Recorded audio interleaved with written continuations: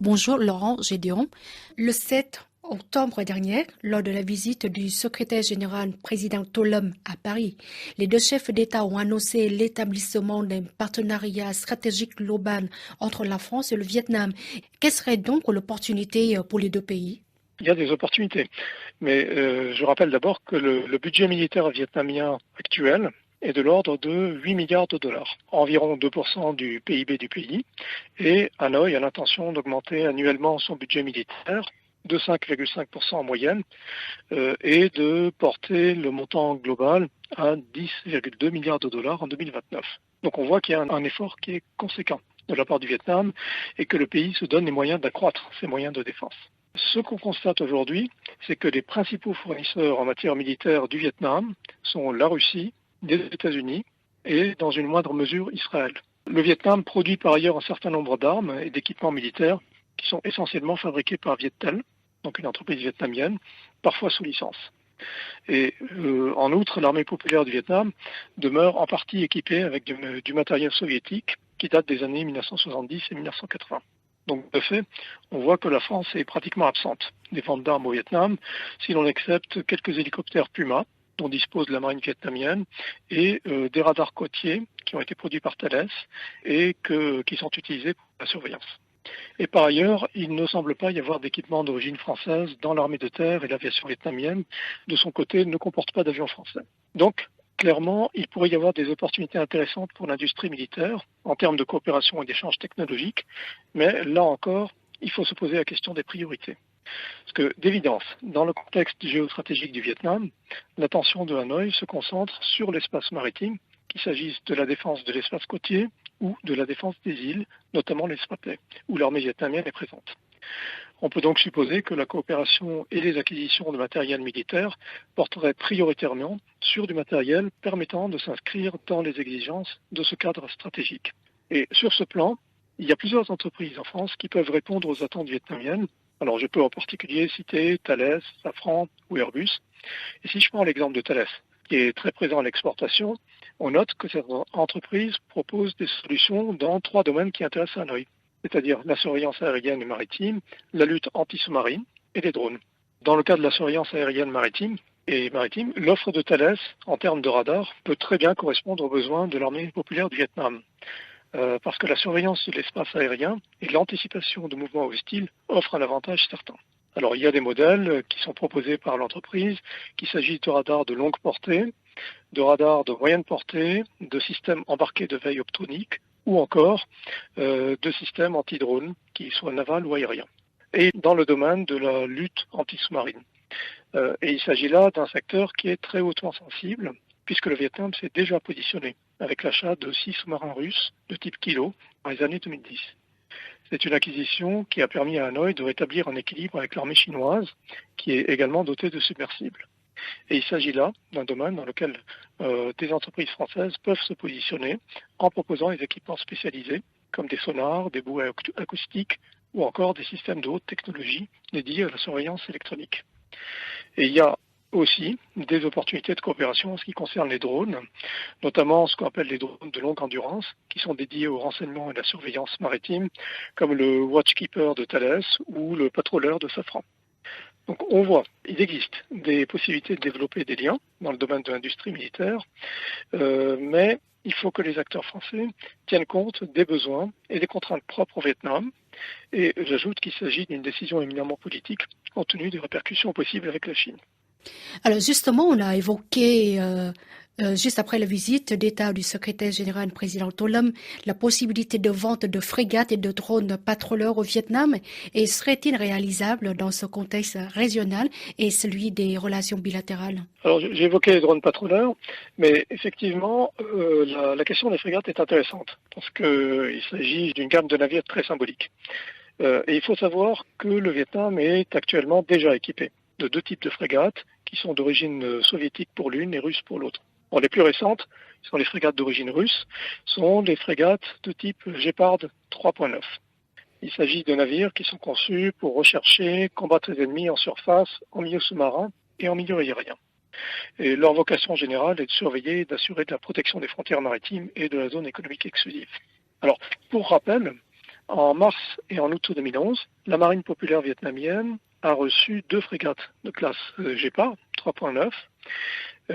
Fin 2011, le Vietnam a signé un contrat pour un lot supplémentaire de 2 autres navires dans une configuration qui était spécifiquement anti-sous-marine, et 2 autres navires sont encore envisagés, ce qui porterait la commande totale à 6 navires.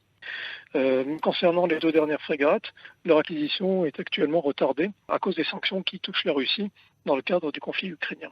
Alors, il y a ces frégates Gépard 3.9 et le Vietnam possède également 5 frégates de la classe Petya, qui sont des navires anciens qui ont été construits à l'époque soviétique et dont le rôle était la lutte anti-sous-marine en eau peu profonde. Alors la France possède un savoir indéniable dans le domaine de la conception et de la fabrication des frégates, comme en témoignent celles que possède la marine française, qui sont divisées en 2 catégories, les frégates de premier rang, classe Horizon et Aquitaine, et les frégates de second rang, classe Floréal et Lafayette. Mais elles n'ont pas la même fonction et elles n'ont pas le même prix. Les frégates de premier rang ont pour mission principale de participer à la défense antiaérienne d'un groupe aéronaval et d'assurer la protection d'une zone ou d'un convoi contre des attaques aériennes ou de missiles. Les frégates de second rang sont des navires de surveillance, qui sont plutôt destinés à la lutte anti-navire.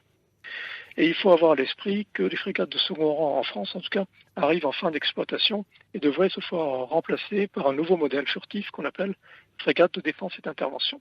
Supposons que le Vietnam fasse des acquisitions. À quelles difficultés le Vietnam devrait-il faire face? Alors, dans l'hypothèse de l'acquisition d'une frégate, la question est de savoir quel budget le Vietnam voudrait mettre, sachant que le coût unitaire de la future frégate de défense et d'intervention qui remplacera donc les frégates de second rang est de l'ordre de 760 à 800 millions d'euros, et que celui d'une frégate de premier rang aussi entre 800 et 950 millions d'euros. Donc ce sont des montants qui sont très importants et qui sont à mettre au regard du coût d'une frégate Gépard 3.9 qui se situe quant à lui aux environs de 350 millions d'euros. Et à ceci s'ajoute le coût du maintien en condition opérationnelle et le coût de l'équipage, dont le total peut varier entre 500 et 700 millions d'euros sur 30 ans. Il s'agit donc d'un investissement important, sachant que le budget militaire du Vietnam est aujourd'hui d'environ 8 milliards de dollars et atteindra les 10 milliards de dollars, on l'a dit, en 2029. Donc, pour que cet achat soit pertinent, il faudrait que ces frégates apportent une valeur ajoutée qui soit évidente sur le plan stratégique et qu'elles répondent à des besoins capacitaires auxquels ne répondent pas ou ne répondent plus les actuelles frégates de la classe Gépard 3.9. Donc sur cette question, on n'a pas encore de réponse pour juger si le Vietnam aurait intérêt à effectuer un achat aussi coûteux auprès de la France. En outre, on doit se rappeler que la question des frégates reste très sensible, à la fois géopolitiquement et symboliquement pour la France dans la région, parce que on se rappelle encore les très fortes tensions qui avaient été suscitées entre Paris et Pékin suite à la vente des 6 frégates de classe Lafayette à Taïwan en 1991. Alors, certes, on n'était pas dans le même contexte et le même rapport puisqu'il s'agissait de Taïwan, mais dans le contexte des relations délicates entre la Chine et le Vietnam aujourd'hui, la vente par la France de frégates au Vietnam pourrait effectivement rappeler de mauvais souvenirs à la Chine et provoquer une réaction de la part de Pékin à ce niveau. On a également évoqué que la France mettait l'accent sur la coopération navale avec l'augmentation des escales de bâtiments français dans les ports vietnamiens ces dernières années. Et serait-ce un volet de coopération et d'échange d'expertise pour soutenir les marines et les gardes-côtes vietnamiennes? Je pense qu'il faut garder vraiment à l'esprit que dans le contexte géopolitique régional actuel, qui est marqué par la rivalité sino-vietnamienne au sujet des archipels en mer de Chine méridionale, la question que soulève toute vente d'armement au Vietnam ou toute initiative militaire française est celle de l'interprétation que peut en faire Pékin. Donc tout passage d'un navire de la marine nationale française en mer de Chine méridionale provoque une réaction de la Chine qui peut être plus ou moins négative, plus ou moins virulente selon le contexte. Et c'est une préoccupation qui est certainement présente en arrière-plan, aussi bien chez les responsables politiques et militaires français que vietnamiens.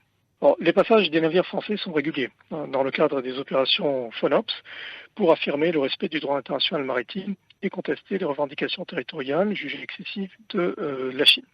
Et on se rappelle qu'en 2021, la frégate française, par exemple Vendémiaire, avait patrouillé à proximité des îles Spratly.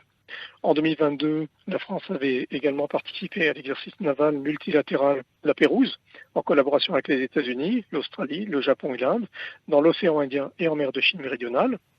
Et en avril 2024, elle participait pour la première fois à l'opération philippine Balitacan. La présence française n'est donc pas neutre dans la région. Ça, on doit le garder à l'esprit. Et les escales de bâtiments français dans les ports vietnamiens représentent en soi des actes politiques. On peut donc considérer que leur multiplication ou non se fera en fonction de considérations diplomatiques étroitement liées à la problématique chinoise. Mais pour répondre à la question, oui, sans doute, un accroissement des escales de navires français dans les ports vietnamiens témoignerait d'une confiance bilatérale grandissante et pourrait donner lieu à une coopération et un échange d'expertise qui pourrait amener à développer des capacités et le savoir-faire de la marine vietnamienne et en particulier des gardes-côtes vietnamiens. Merci Laurent Gédéon. Je rappelle que vous êtes géopolitique, chercheur à l'Institut d'Asie orientale, Économie supérieure de Lyon. Je vous remercie.